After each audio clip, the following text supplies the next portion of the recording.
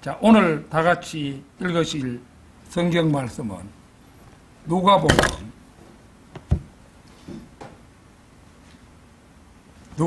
1장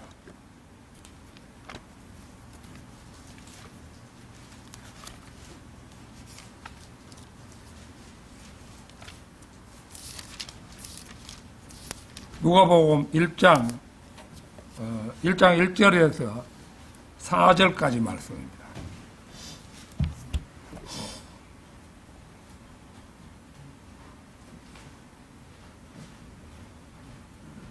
자, 1장 1절에서 4절까지 말씀 다 찾으신 줄 알고 맞들어 읽겠습니다.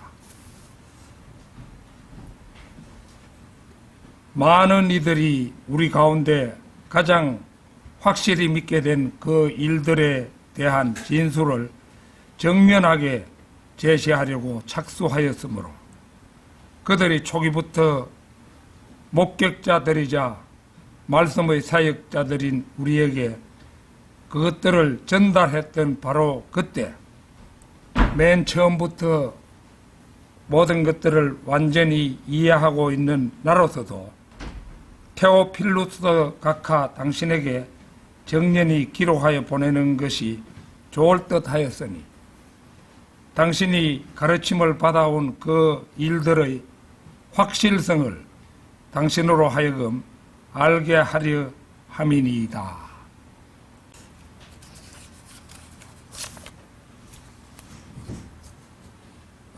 오늘 드릴 말씀의 제목은 한평생 사도 바울 곁을 지킨 의사 누가의 헌신, 이런 제목으로 말씀드리겠습니다.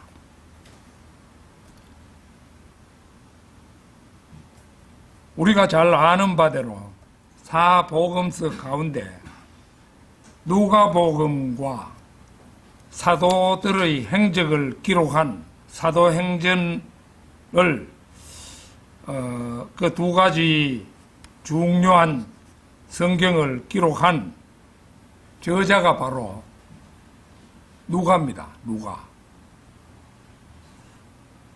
누가복음은 신약 성경에서 예수 그리스도에 관한 마태복음과 마가복음에 이은 세 번째 정기적 기술로서 사도 바울의 사역 동반자 사랑하는 의사 누가가 기록했습니다.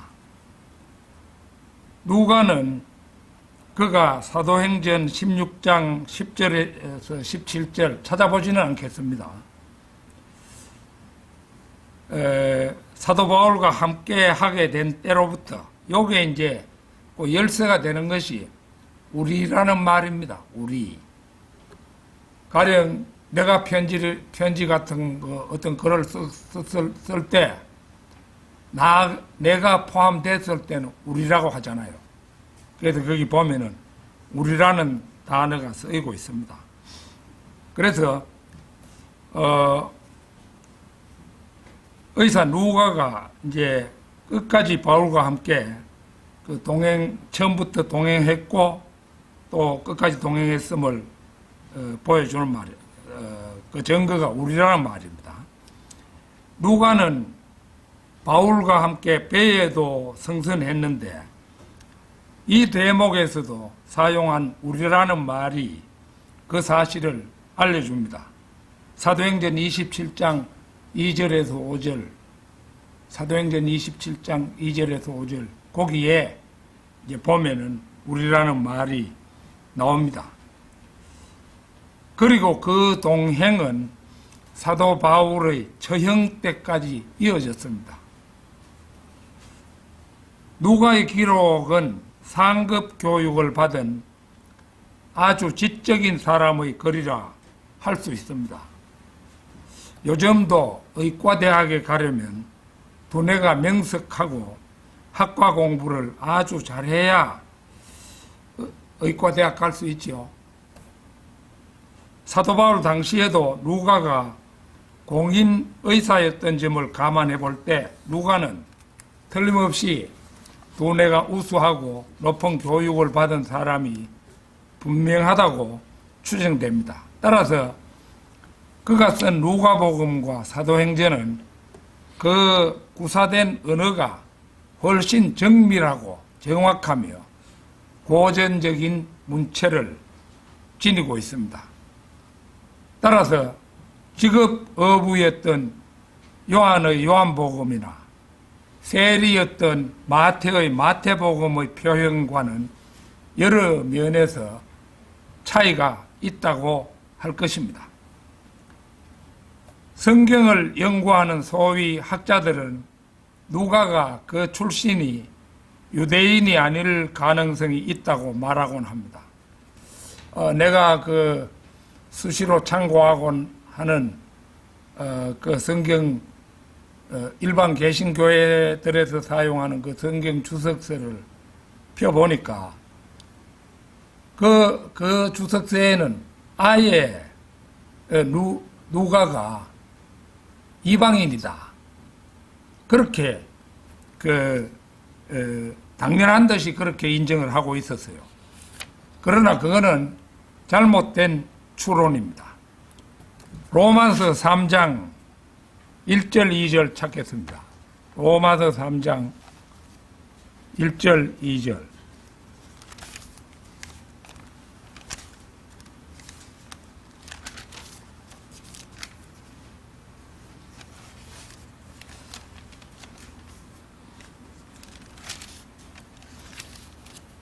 로마서 3장 1절 2절. 그렇다면 유대인이 지닌 이점이 무엇이냐? 또는 할례의 유익이 무엇이냐? 모든 방면마다 많으니 무엇보다도 먼저 그들에게는 하나님의 신탁의 말씀들이 맡겨졌기 때문이라. 보다시피 말씀은 유대인들에게 바로 우리가 읽은 요 말씀이 유대인들에게 하나님의 말씀이 맡겨졌다고 말하죠. 이에서 유일한 예외가 되는 말씀이 하나 있습니다. 욥기인데요. 욥기. 욥기는 모세가 모세 오경을 기록하기 이전에 300년 전에 기록이 되었습니다. 스코필드라는 유명한 목사님이 있었죠. 그 스코필드는 누가가 유대인의 혈통을 가졌고 아마도 그는 흩어진 유대인 출신일 것이며, 그러니까 유대 국가가 다 망하고 나서 백성을 로마 제국이 흩어버렸죠. 그 흩어진 유대인 출신일 것이다. 그리고 안티오크 출신일 것이라고 주석을 하고 있습니다. 스코필드는 정통 바이블 빌리버 계열의 그 유명한 목사였잖아요. 누가복음은 킹 제임스 성경 기준 24개장 1151절 25,939단어로 기록되어 있습니다. 저자 누가가 누가복음을 기록한 장소와 시간은 특정되어 있지 않습니다. 사도행전 1, 2절 잠시 찾겠습니다. 사도행전 1, 2절. 사도행전 1장 1, 2절입니다.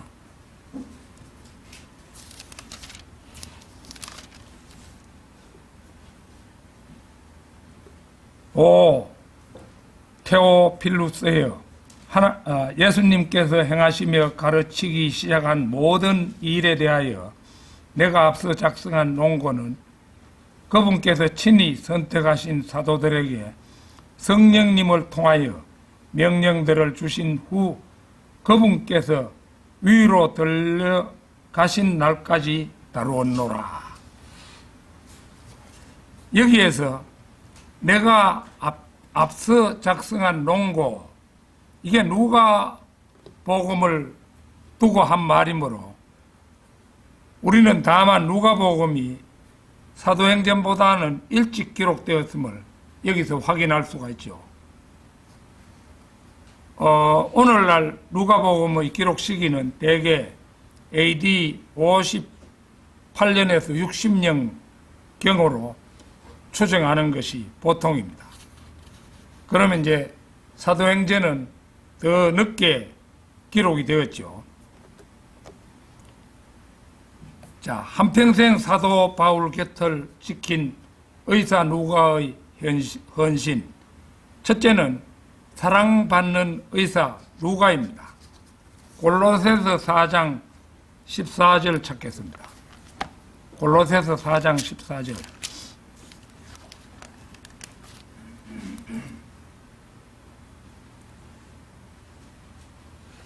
사랑받는 의사인 누가와 데마가 너희에게 데마가 너희에게 인사하느니라. 11절에서는 할례라는 말이 언급되었기 때문에 대부분 학자들에 의해 누가와 데마는 모할례자로 여겨집니다. 그러나 이 전통은 누가는 성경에서 유일한 이방인 저자라는 가르침 때문에 생긴 것입니다. 그렇지만 이러한 속임수는 성경적 진리들을 파괴시킬 뿐입니다. 누가복음의 서두는 그가 예루살렘에 사는 유대인임을 가리킵니다. 만일 누가가 이방인이라면 마가복음을 쓴 요한 마가나 아리스타쿠스보다 더 확실한 증거에 의해 그는 할례받은 이방인이었다 할 것입니다. 사랑받는 의사 누가라는 표현은 알렌, 오럴 로버츠 등 세속적 신학자들의 신학적 형식과는 맞지 않습니다. 일찍이 예수 그리스도께서는 마태복음 9장 12절에서 병든 사람은 의사가 필요하다고 말씀하셨으며 사도 바울이 의사를 사랑받는 형제로 부르는 것으로 보아서 그는 틀림없이 마귀 들린 것은 아닙니다. 누가는 사실 바울이 목배임 당하기 직전까지 그 곁에 남아있던 유일한 사람이었습니다. 디모데후서 4장 11절이 그걸 말해주고 있죠. 만일 그의 사역이 바울에게 복되고 위로가 되지 못했다면 바울이 그를 두고 사랑받는 의사라고 부르지 않았을 것입니다. 이사야 38장 39장을 읽어보면 이사야조차도 의술과 기도의 결합을 믿었음을 확인할 수 있습니다. 가령 요즘에 성도들 가운데 암에 걸려서 수술을 긴박하게 받아야 한다. 그러면은 병원에 가서 수술을 받는 게 당연하죠. 아무리 잘 믿는 그리스도인이라 할지라도 그건 당연한 겁니다. 그러니까 의술과 기도는 이사야 때부터 결합된 그런 것이었습니다. 역대기하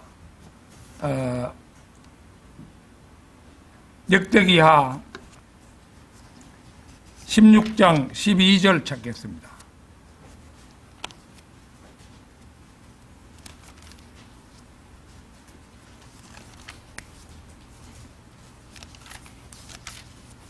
(16장 12절)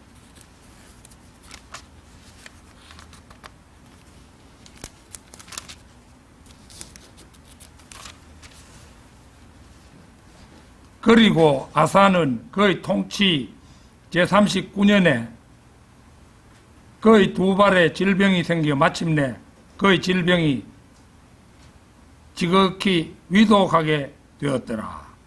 그럼에도 그가 자신의 질병 가운데 죽게 구하지 아니하였고 의사들에게만 구하였더라. 믿는 사람이 가령 수술을 받을 때 절절히 하나님께 기도하면서 수술도 받고 또 수술 받은 후에 회복하는 단계에도 기도를 열심히 하면서 회복하고 이래야 되는데 옛날 이 아사라는 임금은 발에 병이 생겨가지고 이제 죽게 되었는데 끝까지 죽게 구하지 않고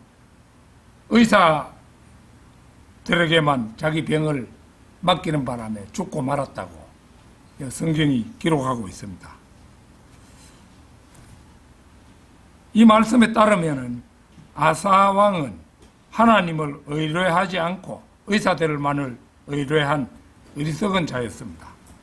마가복음 5장 25절도 찾겠습니다. 마가복음 5장 25절, 26절.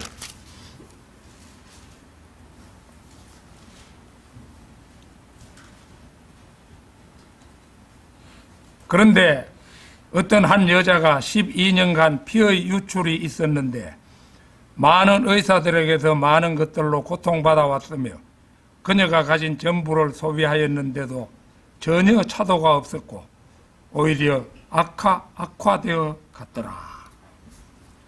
여기에 나오는 한 여자는 여러 의사에게서 많은 고통을 받고 돈을 허비한 사람임을 알 수가 있습니다.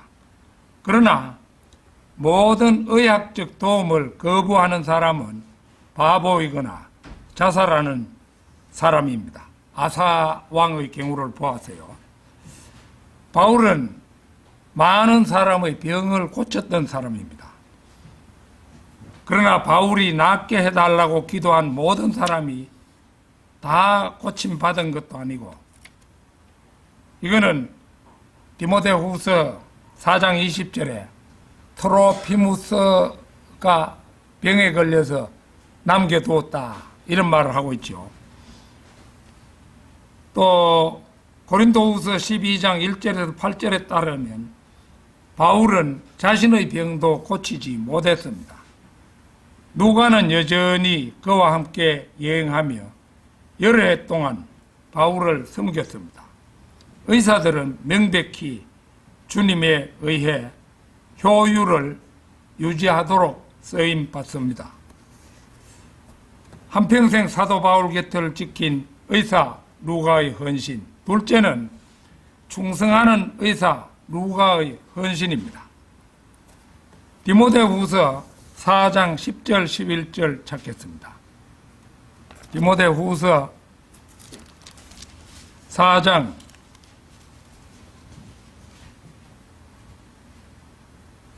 10절 11절입니다. 이는 데마가 이 현 세상을 사랑하여 나를 저버리고 데살로니가로 떠났기 때문이라. 크레스켄스는 갈라디아로 갔고 디도는 달마티아로 갔느니라. 오직 누가만 나와 함께 있느니라. 마가를 데리고 그를 너와 함께 오게 하라. 이는 그가 사역을 위하여 나에게 유익한 자이기 때문이라. 골로새서 4장 14절에서 누가와 함께 거명된 데마가 바울을 배반하고 데살로니가로 배반자가 되어서 떠났고 지금 바울 곁에는 누가만이 남아 있습니다. 요한 1서 2장 15절 찾겠습니다. 요한 1서 2장 15절.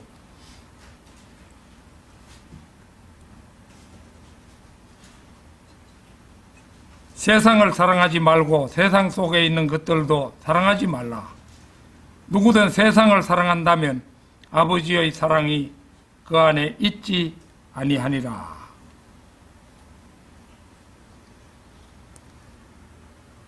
디모데후서 4장 10절을 문자적으로 요한일서 2장 15절로 받아들인다면 대부분의 헬라어 학자들은 데마는 전에 구원을 받았다 하더라도 구원을 잃어버렸다고 결론을 내려야만 할 것입니다.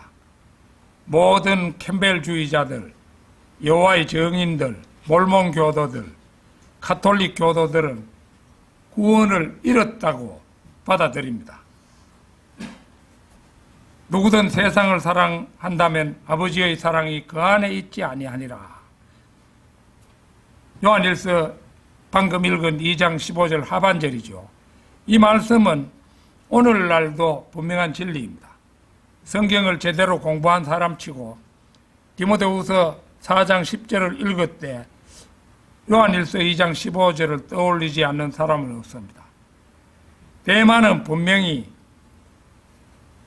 배교했지만, 배교했다 이 말은 이전의 충성을 버렸다는 거죠. 구원을 잃어버린 것은 아닙니다. 한 번 받는 구원은 영원하잖아요. 혹은 대만은 오늘날로 치면은 유서 매체들이라고 하는 신들에 푹 빠진 것입니다. 혹은 그리스 박물관에 있는 예술 작품에 빠졌을 수도 있습니다. 이도저도 아니면 그 당시의 대중적인 시와 문학 작품에 빠졌을 수도 있습니다. 어쩌면 건축에 대한 열정이나 도시 계획 같은 것에 심취되었는지도 모릅니다. 대만은 AD 500년의 폐허 더미가 되는 그 세상 체계에 푹 빠져버렸던 것입니다. 대만은 주 요심을 사모하는 대신 로마 제국을 사랑해버리고 만 것입니다. 바울은 자신만 의의 왕관을 받을 것이라고 하지 않고 이후로는 나를 위하여 의의 왕관이 마련되어 있으니 의로운 심판자이신 주께서 그것을 그날에 나에게 주실 것이라. 그리고 나에게만이 아니라 그분의 나타나심을 사랑하는 모든 자들에게도 주실 것이라. 이렇게 말한 바가 있었죠. 디모데후서 4장 8절의 말씀입니다. 여기에 한 왕관이 있습니다. 이 왕관은 우리가 전에는 멸류관이라 했습니다마는 누구나 얻을 수 있는 왕관입니다. 주님의 다시 오심을 사모하는 자마다 이 왕관을 받을 자격이 있죠. 이 왕관을 얻기 위해 해야 할 일은 예수 그리스도의 재림에 대해 결코 말하지 않는 교회들, 성직자들, 교황들을 피하는 것뿐입니다. 예수 그리스도의 재림을 믿지 않은 모든 체계, 그 썩어 빠진 모임들과는 아무런 관계도 맺어서는 안 됩니다. 예수 그리스도의 재림에 대해 거듭 말하는 교회들, 사람들, 정기간행물들의 시간을 보내야 합니다. 우리 모퉁이 똘, 예수 그리스도의 재림에 대해서 거듭 말하고 있는 잡지지요. 그런데 대만은 그런 것들을 다 포기하고 말았습니다. 디도서 2장 13절 찾겠습니다.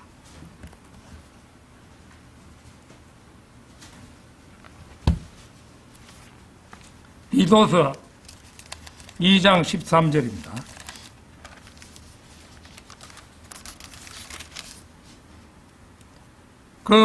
그 복된 소망과 위대하신 하나님 곧 우리 구원자 예수 그리스도의 영광스러운 나타나심을 고대하게 하셨느니라.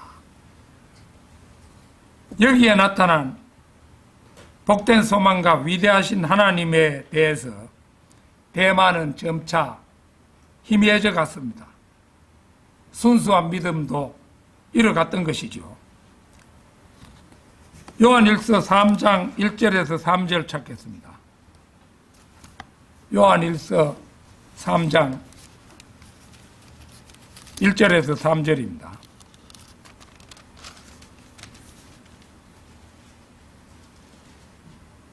보라, 우리가 하나님의 아들들로 불리도록 아버지께서 어떤 방식의 사랑을 우리에게 부여하셨는가. 그러므로 세상은 우리를 모르나니 세상이 그분을 몰랐기 때문이라. 사랑받는 자들아 이제 우리는 하나님의 아들들이라. 그리고 우리가 어떻게 될 것인지 아직 나타나지 아니하나 그분께서 나타나실 때 우리가 그분과 같이 되리라는 것을 우리는 아느니라. 이는 우리가 그분 그대로 볼 것이기 때문이라. 그리고 바로 그분께서 순수하신 것 같이 그분 안에서 이 소망을 지니는 모든 사람마다 스스로를 순수하게 하느니라.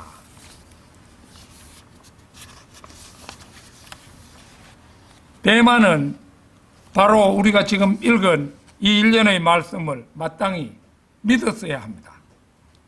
그러나 그는 믿지가 않았죠. 우리가 아는 것은 단지 유혹이 갑작스럽게 찾아왔을 때 대만은 바울과 함께 죽을 준비가 되어 있지 않았습니다. 대마가 원했던 것은 멸망하는 세상과 함께 하룻밤만 더 보내는 것이었습니다. 그는 멸망하는 세상에 대한 미련을 끝끝내 떨쳐버리지 못했던 것입니다. 그러나 이에 반해 누가는 어땠습니까? 오직 누가만 나와 함께 있느니라. 디모데후서 4장 11절 말씀이죠. 그는 결코 바울의 곁을 떠나지 않았습니다. 바울 곁에 남아 그를 시중들기에 그의 신실함을 저버리지 않았습니다. 누가복음이라는 주 예수 그리스도에 관한 훌륭한 정기적 기술과 사도행전이라는 사도들의 빛나는 발자취에 대한 생생한 기록은 그냥 얻어진 게 아니었습니다. 위대한 하나님의 종 바울을 끝까지 돌보며 바울의 생생한 조언을 받아들인 금자탑임은 두말할 나위가 없습니다. 한평생 사도 바울 곁을 지킨 의사 누가의 헌신, 셋째는 복음을 기록한 의사 누가입니다. 자, 오늘 본문 말씀입니다. 많은 이들이 우리 가운데 가장 확실히 믿게 된 그 일들에 대한 진술을 정연하게 제시하려고 착수하였으므로 그들이 초기부터 목격자들이자 말씀의 사역자들인 우리에게 그것들을 전달했던 바로 그때 맨 처음부터 모든 것들을 완전히 이해하고 있는 나로서도 테오필루스 각하 당신에게 정연히 기록하여 보내는 것이 좋을 듯 하였으니 당신이 가르침을 받아온 그 일들의 확실성을 당신으로 하여금 알게 하려 함이니이다. 본문은 바로 누가복음의 첫 단락입니다. 저자 누가는 누가복음의 서론으로 자신의 집필 배경과 목적을 밝히고 있지요. 자, 1절 많은 이들이 우리 가운데 가장 확실히 믿게 된 그 일들에 대한 진술을 정연하게 제시하려고 착수하였으므로, 이 말씀은 누가가 누가복음을 기록하기 시작했을 때 다양한 종류의 복음서들이 돌고 있었음을 말합니다. 마태복음과 마가복음 두 권의 저자들을 두고 많은 이들이라고 말한 것은 아님이 분명합니다. 둘을 가지고 많다 그런 말 할 리가 없죠. 그러니까 그 당시에 마태, 마가, 누가 외에도 수많은 사람들이 예수님의 일대기를 쓰기 위해서 손을 댔다 이거죠. 많은 이들이 우리 가운데서 가장 확실히 믿게 된 그 일들에 대한 진술을 정연하게 제시하려고 착수했었다. 많은 이들이 그걸 그 당시에는 기록했었다 이겁니다. 이 말씀은 누가가 누가복음을 기록하기 시작했을 때 다양한 종류의 복음서들이 돌고 있었음을 말합니다. 더욱이 누가는 요한복음은 그 수에 포함하지도 않았음이 분명합니다. 요한복음은 30년이 지난 다음에야 기록하기 시작했기 때문입니다. 그리고 당연히 그는 베드로 복음, 도마 복음, 유다 복음 등을 염두에 둔 표현도 아니었습니다. 그 모든 영지주의적 사기 저작물들은 요한계시록이 완성된 후 100년이 지나서야 기록된 것입니다. 따라서 1절 말씀은 후세에는 전해지지 않았지만 1세기 유대인 성도들이 기록한 예수 그리스도의 일생에 관한 기록들을 언급하고 있음이 분명합니다. 자, 2절입니다. 그들이 초기부터 목격자들이자 말씀의 사역자들인 우리에게 그것들을 전달했던 바로 그때, 이 말씀은 코란 같은 아마추어적인 저작과 성경을 분리시키는 기준이 됩니다. 성경은 하나님께서 인간을 다루시는 것에 대한 정인들의 설명들과 기술들로 구성되어 있습니다. 그것은 비단 사복음서만의 경우가 아니라 구약을 포함한 전체 성경이 다 그렇습니다. 성경은 결코 얼마간의 진리를 가르치는 신하들과 우화들로 구성된 믿지 못할 이야기가 아닙니다. 성경은 실질적이고 사실 그대로의 역사입니다. 성경은 인간이 읽을 수 있는 픽션이 아닌 100% 정확한 사실에 근거한 문자 언어입니다. 요즘 세상에 이걸 믿는 사람이 없지요. 성경 창세기가 인류 역사의 기원을 다 말해주고 있죠. 최초의 조상이 아담과 이브였고 거기서 이제 자손들이 태어나기 시작해가지고 대대로 이어져가지고 오늘 우리에게까지 이르는 그 역사의 기록인데 그걸 모르는 거예요. 그냥 신화라 이 정도만 생각하고 있는 거죠. 그러니까 우리 성경대로 믿는 사람들은 성경을 우선 사실대로 믿는 사람임을 말하는 거잖아요. 성경대로 믿는 사람이 뭐 막연한 어떤 것을 믿는다 이런 건 아니잖아요. 자, 3절 맨 처음부터 모든 것들을 완전히 이해하고 있는 나로서도 테오필루스 각하 당신에게 정연히 기록하여 보내는 것이 좋을 듯 하였으니, 여기에는 보면은 누가복음의 수신으로 되어 있는 테오필루스 각하가 나오죠. 각하라는 경칭이 붙은 것으로 보아서 그가 로마의 고위 공직자일 가능성이 크지만 이 사람이 누구인지는 현재 구체적으로는 밝혀져 있지 않습니다. 자, 사도행전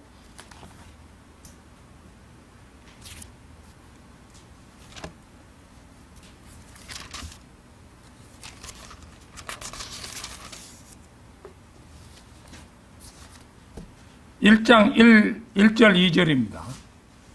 이거 조금 전에도 한번 읽었었는데요. 오 테오필루스여, 예수님께서 행하시며 가르치기 시작하신 모든 일에 대하여 내가 앞서 작성한 논고는 그분께서 친히 선택하신 사도들에게 성령님을 통하여 명령들을 주신 후 그분께서 위로 들려가신 날까지 다루었노라.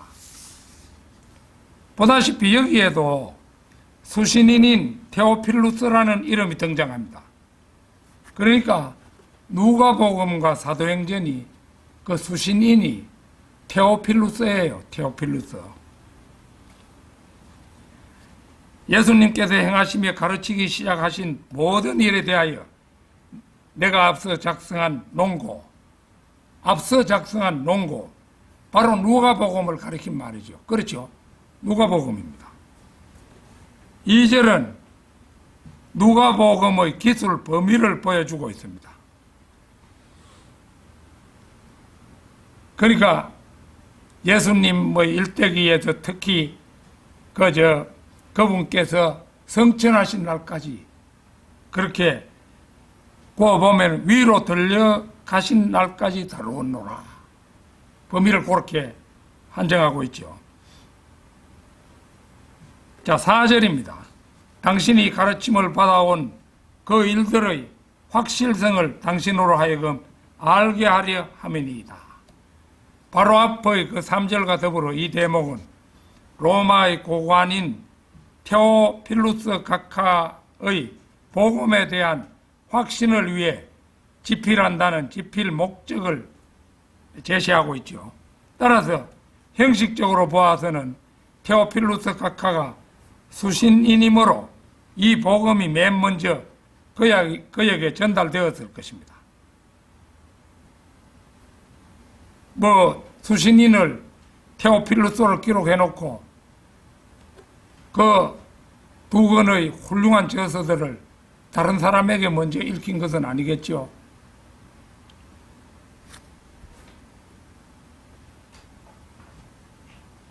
그렇다면 누가복음이 한 개인에게만 전달된 후 더 이상의 기능을 하지 못했겠습니까? 만에 하나라도 그렇다면 지금 우리가 들고 있는 성경에는 누가복음이 없었어야 마땅합니다. 따라서 누가복음은 바로 뒤에 집필된 사도행전과 더불어서 테오필루스 각하가 유일한 수신인으로 기록이 되어 있지만 복음에 눈뜨던 당대의 모든 이방인들을 위한 기록이었을 것은 분명한 사실입니다. 더 나아가 궁극적으로는 이 복음서를 읽는 후세대의 독자들까지도 모두가 주의 복음의 내용에 대한 지식과 확신을 얻도록 하기 위해 누가복음을 기록했으면 두말할 나위가 없습니다. 따라서 누가복음과 사도행전을 읽는 사람은 개개인 모두가 수신인인 테오필루스 각하가 되었음을 자각하고 누가의 복된 글을 읽어야 할 것입니다. 결론적으로 누가는 누가 뭐래도 가장 위대한 이방인의 사도 바울을, 이방인의 사도인 바울을 가장 가까이에서 일상을 함께하며 의사로서 누가의 건강을 책임지고 그를 보좌한 동력자였습니다. 자, 아까 조정인 형제가 읽었습니다마는 고린도 후서 12장 7절 한번 펴겠습니다. 고린도후서 12장 7절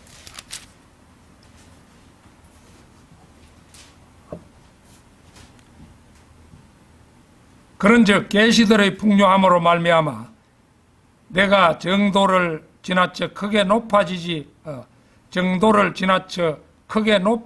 않게 하고자 육체의 가시 곧 사탄의 전령이 나를 치도록 주어졌으니 내가 정도를 지나쳐 크게 높아지지 않게 하려 함이라. 보는 것처럼 여기에는 육체의 가시 곧 사탄의 전령이라는 말이 보입니다. 이것은 바울이 자신에게 있었던 고질병을 두고 한 말임이 일찍부터 알려졌죠. 그래서 그 병이 구체적으로는 이 눈에 관한 것이었을 것이다. 그런 말을 하고 아까도 보면은 바울이 쓴 글씨가 아주 컸다고 했죠. 그런 게 나옵니다만은 그런데 저는 반드시 이 안질에 관한 것만이 아닐 것이다. 그렇게 봅니다. 왜냐하면은 공인 의사가 늘 따라다녔으니까 눈 하나만을 위해서 그랬다고는 보여지지 않습니다. 그래서 바울은 바로 자신의 고질병이 더 이상 악화되지 않도록 하기 위해 항상 의사 누가를 대동했던 것입니다. 그 뒤 9절 한번 보겠습니다. 그러자 그분께서 나에게 이같이 말씀하셨느니라. 나의 은혜가 너에게 충분하도다. 이는 약함 가운데서 나의 힘이 완전해지기 때문이라. 그러므로 내가 오히려 매우 기꺼이 나의 연약함들을 자랑하겠으니 그리스도의 권능이 내 위에 머물게 하려 함이라. 여기에 나오는 약함은 사도 바울에게 지옥적인 것이었음에 틀림없습니다. 그는 손수건과 앞치마로 사람을 치유할 수 있었지만 바울이 사용하는 손수건을 환자에게 가서 덮어주면 병이 나았다. 또 앞치마도 덮어주면 나았다. 다 나오는 말씀이죠. 그런데 정작 자기 자신은 치유할 수가 없었습니다. 바울은 죽은 사람까지 살려냈던 사람이죠. 그래서 그는 의사인 누가를 가는 곳마다 데리고 다녔고 죽을 때가 멀지 않았을 때에도 디모데후서 4장 11절에서 오직 누가만 나와 함께 있느니라 이렇게 말하고 있습니다. 하나님께서는 두 사람이 함께 지냄에 있어서 상호 보완적인 관계로 인도하셨습니다. 언뜻 생각해 보면 바울의 병에 관한 한 누가가 일방적으로 도움을 주었습니다마는 누가가 누가복음과 사도행전의 저자라는 점에서 바울은 누가에게 없어서는 안 될 상담자 역할을 했다고 생각이 됩니다. 특히 사도행전의 경우는 사도행전의 주된 인물을 한 사람만 꼽으라면 누굽니까? 바울이죠. 바울. 그러니까 바울과의 동행이야말로 생생한 사도들의 정언을 할 수 있는 가장 좋은 조건이 되었을 것임은 누구도 부인하지 못할 것입니다. 자, 제가 오늘 할 이야기는 다 했습니다. 아무쪼록 의사 누가의 신실과 헌신을 본받는 성도 여러분이 되시기를 축원합니다. 다 같이 기도드리겠습니다.